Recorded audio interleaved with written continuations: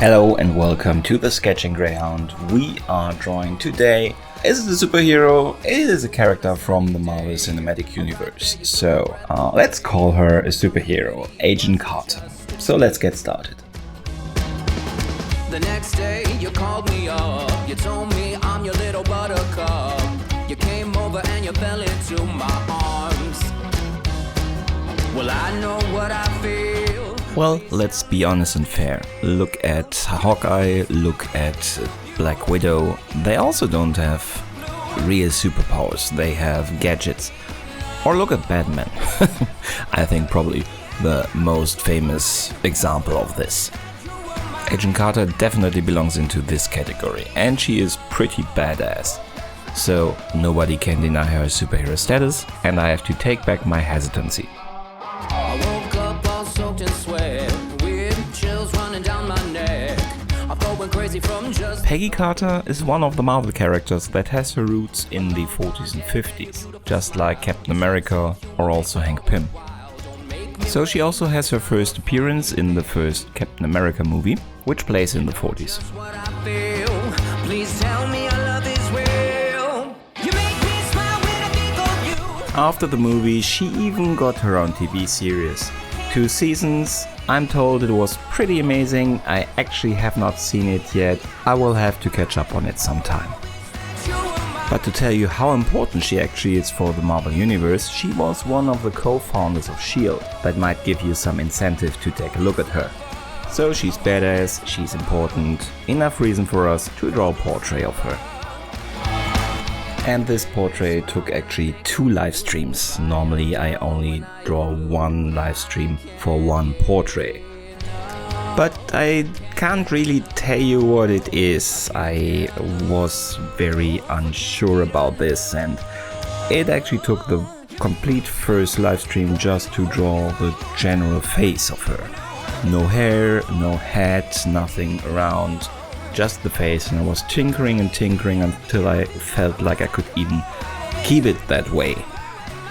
I really was unsure about this, and I'm not 100% sure why. It could be that it is because it is quite a stylized picture again. It is very processed. You have very smooth skin, you have a very light part of the face which looks quite flat because of the processing. On the other side, a little bit of shading, very dark places, not a lot of contrast in the darkness itself, not a lot of contrast in the light itself. I probably just really had some difficulties to translate that into the pencil and to be really happy with it myself. I was very unhappy, and I worked a lot on this to get it even to a level that I would not just scrap it. And thanks to the chat for pulling me through, for being with me. Thank you, friends. After the live stream, I always let it rest for a couple of days and just clean it up a little bit, add where I still have to add stuff or even change stuff.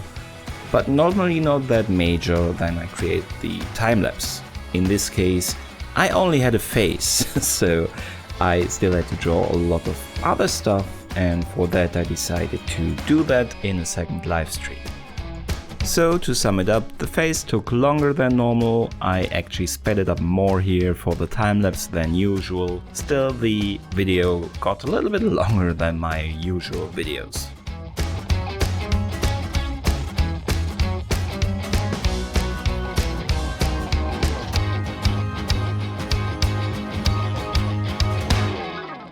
This is where the second live stream started, and I was thinking about I wanted to start and continue around the face and with the neck, the ear, stuff like that first, but I was thinking I was already ruining this picture a little bit with smudging, because a lot of dark places, when you lay a paper on it, you can most of the smudges you can avoid, but not all of them, and there are little specks of pencil dust that just goes so deep into the paper that it is really difficult to remove them, or you cannot even remove them anymore.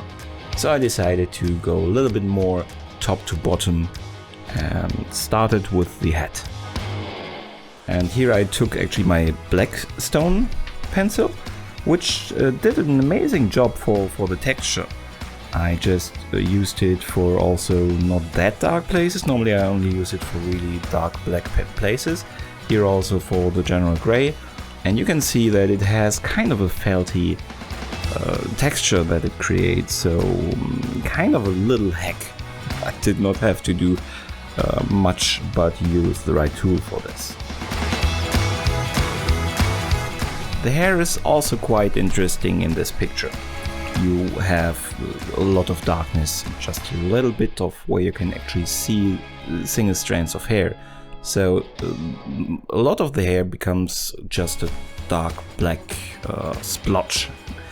I chose to try to just draw those black areas first and then fill in the hair strands in those.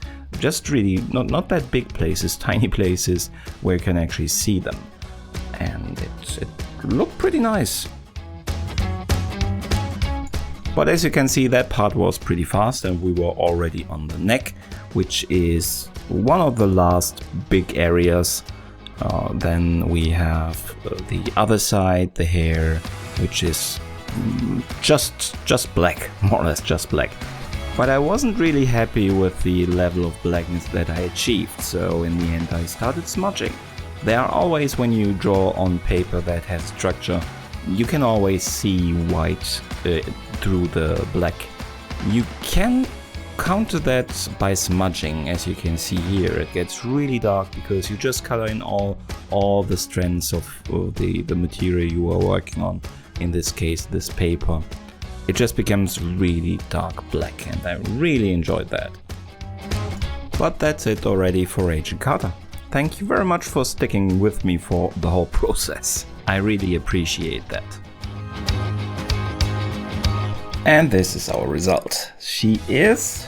yeah, I think I have told you enough. I am not 100% happy. I like a couple of aspects. The textures are pretty cool. I love how dark the black turned out with a little bit of smudging, which I was always hesitant for this. It works perfectly well, and I will probably experiment a little how it will work also with the not that dark areas. Might be interesting. I've already drawn her counterpoint, Captain America, so if you're interested in that, I leave the link up there. Let me know what you think of this portrait down in the comments. Thank you very much for spending time with me. I'll see you in the next video, and goodbye.